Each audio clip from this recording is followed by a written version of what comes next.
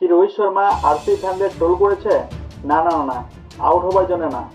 এখানে আরসিবি ফ্যানরা প্রশ্ন করছে রোহিত শর্মা আউট ছিল এবং তাকে আম্পায়ার রিভিউ দিয়ে পুরোপুরিভাবে বাঁচিয়ে দিয়েছে।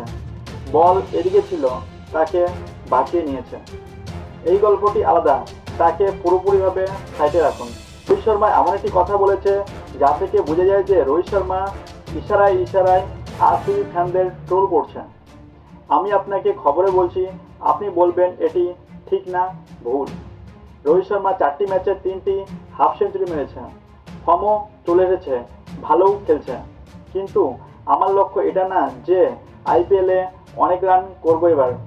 এবার আইপিএলে অনেক রান বানাবো। আমার লক্ষ্য এটাই যে আমার টিম যেন আইপিএলে জিতে যায় এবং আমি এটাই চেষ্টা করি। কী লাভ যদি আপনি 600 রান 700 রান বানান এবং তারপরেও নিজের টিমকে জিতাতে না পারেন, ট্রফি না নিয়ে আসতে পারেন, তাহলে তোমার রানের কি হবে? এই কথাটি শুনে আরসিবির ফ্যানেরা ক্ষিপ্ত হয়ে যায়। 600 রান 700 রান একটা খেলোয়াড় বানায় এবং বারবার বানায় এবং তারপরেও তাদের টিম জেতে না। আর বাকি যারা 600 রান 700 রান বানায় তাদের টিম পুরোপুরিভাবে জিতে যায়। তো এই কথাটি কি সত্যি আরসিবি ফ্যানদের লক্ষ্য করে বলেছে রোহিত শর্মা?